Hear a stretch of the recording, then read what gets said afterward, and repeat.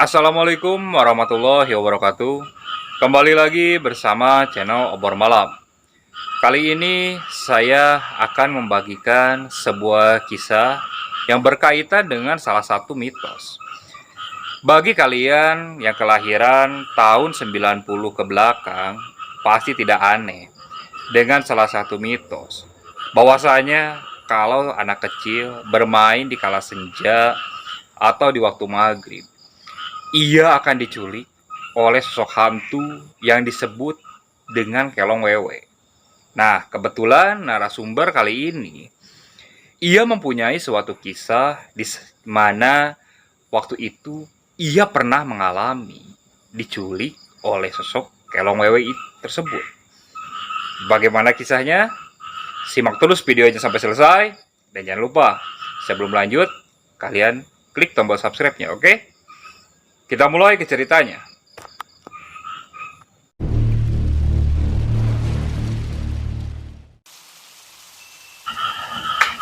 Bagi kalian yang mungkin tinggal di desa, di sekitar tahun 90-an ke belakang, pasti tidak aneh dengan kata-kata orang tua dulu yang mengatakan, jangan pernah main kalau senja atau enggak malam maghrib, nanti diculik sama kelong wewe. Begitulah orang tua dulu mengingatkan anaknya. Termasuk juga orang tua saya dulu. Namun namanya anak kecil, kadang sekarang didengar, besoknya juga sudah lupa. Begitu juga yang terjadi dengan saya. Kalau tidak salah, peristiwa itu aku alami ketika aku masih bersekolah kelas 3 SD. Aku ingat, waktu sore hari selepas asar, aku dan beberapa teman-teman yang lainnya sedang asik bermain layang-layang di pinggir sawah. Saking asiknya, kami sampai lupa waktu. Beberapa teman yang lain sudah mulai beranjak pulang. Hingga tersisa 2 orang, termasuk saya. Hampir mungkin mendekati 5:30. Barulah saya menarik layang saya untuk turun. Kebetulan jalan pulang ke rumah harus melewati salah satu kebun bambu yang lumayan lebat karena tak ada jalan lain lagi. Waktu itu juga rumah-rumah penduduk di desa saya itu cukup jarang. Bahkan dalam satu dusun juga rumah warga itu masih bisa kehitung jari. Paling ada sekitar 15-20 rumah itu dalam satu dusun. Singkat cerita, kami pun pulang berdua menyusuri rumpun bambu tersebut. Memang waktu berdua itu kami tidak merasakan ada sesuatu yang ganjil. Cuman saja hanya perasaanku aja sendiri, bahwasanya di balik rumpunan bambu tersebut seperti ada sepasang mata yang terus memperhatikanku. Selepas melewati rumpun bambu tersebut, terdengarlah sayup azan maghrib. Temanku yang waktu itu kebetulan harus berbeda arah pulangnya. Ia pergi duluan berlari, sedangkan aku masih saja santai. Di ujung rumpun bambu tersebut, di sebelah kirinya, ada satu rumpun pohon pisang manggala yang cukup tinggi. Di balik semak-semak tersebut, aku melihat ada sesosok nenek-nenek yang sedang ngebungkuk dan melambai-lambaikan tangannya kepadaku. Aku lihat temanku, ternyata ia sudah jauh meninggalkanku. Awalnya aku sempat ingin mengabaikan sosok nenek-nenek tersebut. Namun seperti ada daya magis yang menarikku untuk menghampiri sosok nenek-nenek itu. Tanpa sadar, kakiku pun mulai dilangkahkan mendekati sosok nenek-nenek itu. Nenek-nenek itu terus melambaikan tangannya, seraya tersenyum kepadaku. Setelah berdekat dengan sosok nenek-nenek itu, "Mau kemana? Kok belum pulang?" "Ini mau pulang, Nek." "Kenapa nenek manggil?" "Kamu mau makanan enak nggak?" "Mau atuh, Nek." "Ikut nenek yuk. Di rumah nenek banyak makanan enak. Ayo ikut ke rumah nenek. Nanti pulangnya nenek antar." "Oh, ayo, Nek. Kebetulan aku lapar. Dari tadi sore habis main layangan. Lupa tadi belum makan tadi siangnya, jadi lapar," ucapku dengan polosnya waktu itu. Nenek itu lalu memegang tanganku dan menuntunku. Aku dituntunnya oleh nenek-nenek tersebut melangkahkan kaki kembali ke rumpun bambu. Awalnya aku sempat aneh. Namun mendadak pandanganku berubah. Padahal jelas-jelas waktu itu setauku, di dekat itu hanya ada rumpun bambu yang lumayan luas. Namun di depan mataku, aku hanya melihat ada sebuah gubuk dari bambu yang terpampang di depan mataku. Nenek itu mengajak aku menuju gubuk bambu tersebut. Namanya anak kecil, walaupun ada rasa aneh, aku tak menghiraukannya. Karena dalam pikiranku hanya terbayang makanan yang ditawarkan oleh si nenek. Aku terus melangkahkan kakiku hingga memasuki gubuk tersebut. "Duduk dulu, Nak. Nenek ambilkan dulu makanannya." "Hehehe. Iya, Nek. Tapi jangan lama-lama. Nanti bapak sama emak nyariin." "Iya," senyum si nenek tersebut. Aku duduk di kursi depan sambil menunggu makanan yang dibawakan si nenek. Tak berapa lama, si nenek itu kembali menghampiriku, membawakan 2 buah mangkuk yang berisi makanan. Terlihat di dalam mangkuk tersebut seperti ada mie rebus yang sudah disediakan si nenek dan beberapa potong singkong bakar. "Wah, enak, Nek." "Ya, cepat makan ya," ujar si nenek tersebut. Sebelum aku makan, karena memang kebiasaan, aku pasti membacakan doa. Walaupun waktu itu aku belum bisa membaca doa makan. Minimal ketika aku makan, aku pasti membaca basmalah. Dan ketika aku membacakan bismillah tersebut, keanehan itu lalu terjadi. Bagaimana tidak? Mangkuk mie yang awalnya terlihat mie itu begitu lezat. Ketika aku membacakan basmalah dan ingin memakan mie tersebut, mendadak mie tersebut berubah menjadi gumpalan cacing yang menggeliat masih hidup. Sontak, aku yang melihat itu langsung menjatuhkan mangkuk yang kupegang. Aduh, apa itu? Ucapku dengan polosnya. Dan tak kala aku menengok ke sosok nenek-nenek tersebut.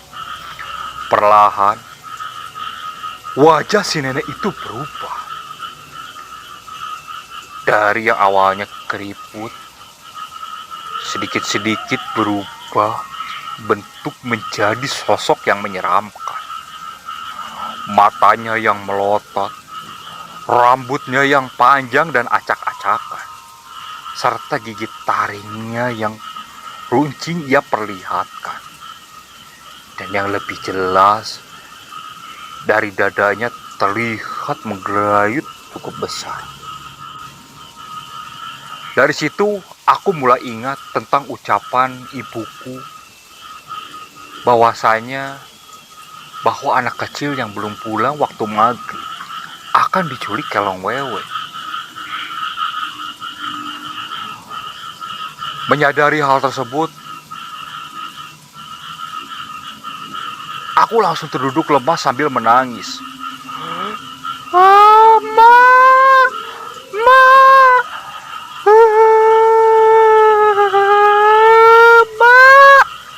sambil berteriak-teriak ketakutan. Sosok itu mulai mendekati. Kamu ikut temani aku, gak usah takut. Tawa sosok tersebut. Mendadak, gubuk bambu yang awalnya kulihat sekarang berubah menjadi sebuah pohon randu yang cukup tinggi. Dan saat aku melihat sadar, ternyata aku berada di atas pohon randu tersebut. Aku langsung berpegang ke dahan pohon bambu itu karena ketakutan. Sosok itu hanya duduk di samping.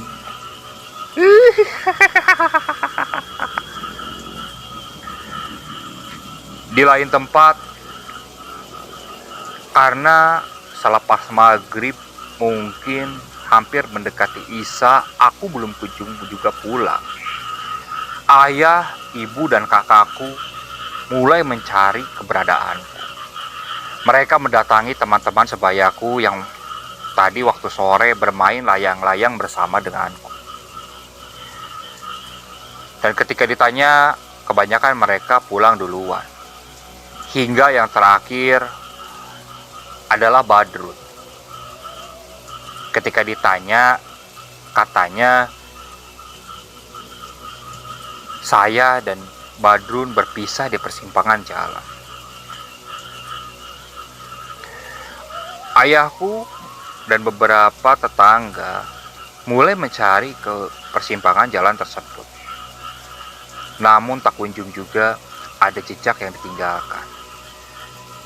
Namun ketika kakakku berkeliling dan melihat di dekat rumpun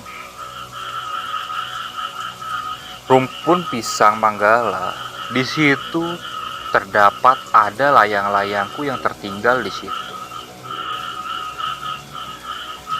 Kakakku lalu memberitahu ayahku. Di situ mulai curiga.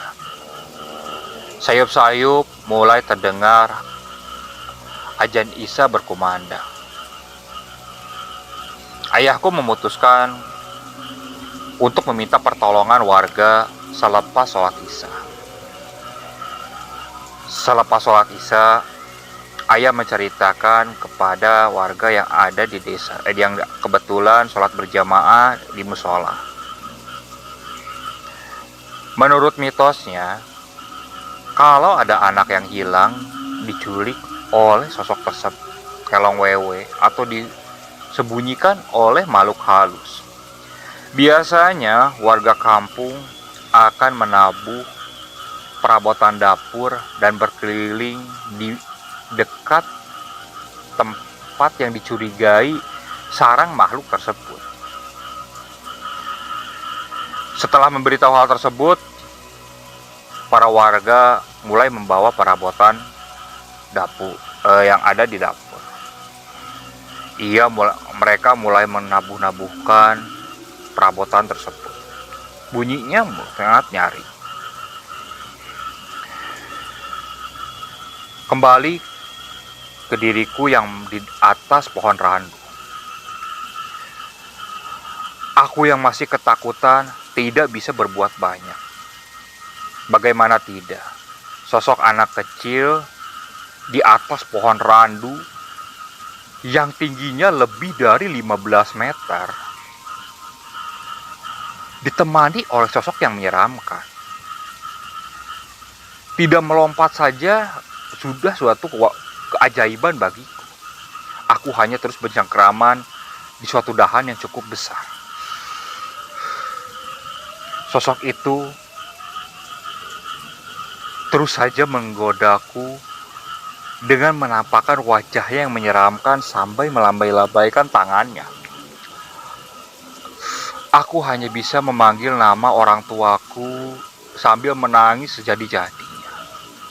Hingga aku mendengar suara bunyi-bunyi seperti perabotan dapur ditabu-tabu serta ada nama-nama orang yang memanggil namaku. Aku mulai menengok ke kanan dan kiri, mencari sumber suara tersebut. Terlihat dari jarak yang lumayan agak jauh. Ada beberapa cahaya obor yang terlihat. Aku yakin itu adalah orang yang mungkin mencariku. "Mak, bapak, mak, bapak, mak!" teriakku. Sosok itu lalu mulai mendekatiku kembali. Ia mulai hendak menutup mulutku. Suara mulutku tertahan. Tawa sosok tersebut. Tak berapa lama, rombongan para warga tersebut mulai mendekati pohon randu itu. Kebetulan di dalam rombongan tersebut ada salah satu warga yang dituakan di kampung kami. Beliau juga cukup paham tentang hal-hal seperti itu. Dan ia sepertinya tahu bahwasanya aku disembunyikan di pohon tersebut. Bagaimana tidak? Karena aku melihat rombongan warga tersebut yang dipimpin oleh sesepuh desa itu. Ia langsung berdiam di bawah pohon randu. Namun entah kenapa, semakin aku teriak dan meronta-ronta, mereka sepertinya tak melihat keberadaanku. Mungkin juga karena cahaya yang dibawa cuma mengandalkan cahaya lampu obor. Terselang berapa lama, sosok kelong wewe yang menutup mulutku tiba-tiba teriak kepanasan. Wah! Wah! Ia lalu terbang pergi meninggalkan pohon tersebut. Setelah itu dengan cepat aku berteriak, "Pak! Bapak!" Sontak ayahku yang mendengar langsung mendongak ke atas. Karena mungkin terlihat samar dari bawah, ayah coba terus memfokuskan. Karena beberapa kali aku berteriak dan akhirnya yakin bahwasanya aku ada di atas pohon randu tersebut. Dengan cepat, para warga yang biasa menaik pohon, mereka lalu cepat-cepat menaiki pohon randu tersebut. Singkat cerita, akhirnya aku dibawa turun oleh para warga dan cepat sampai di rumah. Mungkin karena efek ketakutan, aku langsung demam tinggi. Sesepuh desa memberitahu ke ayahku bahwasanya malam itu aku harus dijaga karena takutnya sosok itu akan kembali dan akan menculikku lagi. Mendengar ucapan dari sesepuh desa tersebut, beberapa tetangga juga akhirnya menjaga di rumahku. Aku yang waktu itu badan terasa panas. Namun di bayanganku, wajah dari sosok wewe gombel itu terus terbayang di wajahku. Tawanya yang mengerikan, serta senyumnya yang sangat menakutkan, terus saja menghantui bayanganku. Bahkan menurut ibuku yang menjagaku di sampingku, katanya aku terus saja mengigau tentang sosok tersebut. Menurut kesaksian bapakku dan para warga yang menjaga rumahku waktu itu, karena kebetulan rumah di dusun itu kebanyakan, hampir mayoritas masih berupa rumah panggung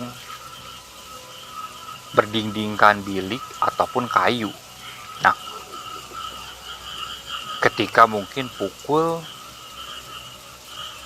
12 lebih, mulai terdengar ada suara tawa yang cukup mengerikan. Para warga yang waktu itu sadar bahwa itu sosok kelong wewe yang mulai datang kembali. Mereka langsung berjaga melilingi rumahku. Tak lupa pencahayaan dari api obor. Mereka nyalakan dan dibiarkan supaya di sekeliling rumahku itu terlihat terang. Kebetulan tak jauh dari rumahku, mungkin berjarak sekitar 20 meter, ada salah satu pohon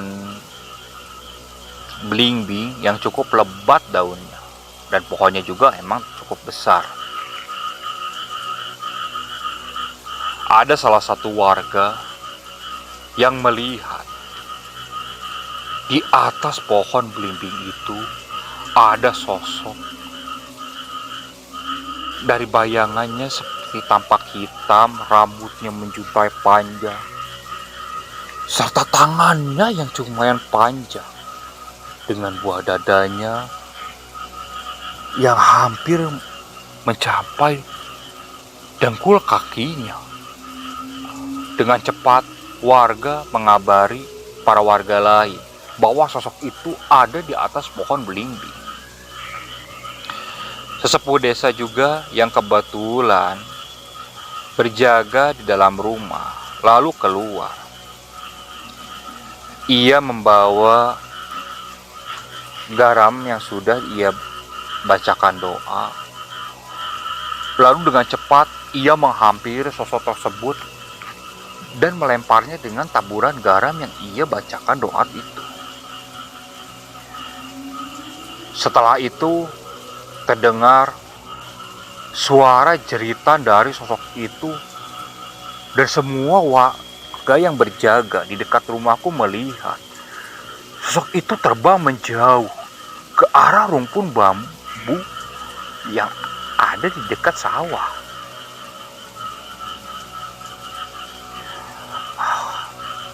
Para warga tak ada yang mengejar sosok itu. Setelah itu sesepuh desa menjelaskan bahwasanya sosok itu sudah tidak akan kembali lagi. Namun tetap saja namanya makhluk halus, takutnya ketika kita sedang terlena, ia bisa memanfaatkan situasi. Dan tetap saja buat anak kecil, jangan sampai pulang mendekati maghrib. Kalau bisa 4:30 atau jam 5 maksimal sudah berada di rumah masing-masing, supaya tidak diganggu oleh sosok tersebut. Oke, sekian untuk cerita dari sosok Kelong Wewe. Terus ikuti cerita-cerita yang akan dibawakan oleh channel Obor Malam.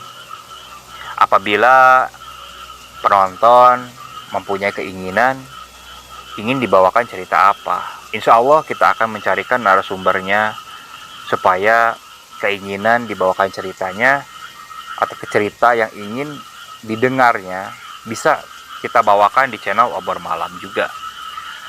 Kalaupun ada saran dan kritiknya, kalian bisa cantumkan di kolom komentar juga, oke? Terima kasih bagi kalian para penonton yang masih terus mensupport dan menonton video ini. Kami ucapkan terima kasih dan assalamualaikum warahmatullahi wabarakatuh.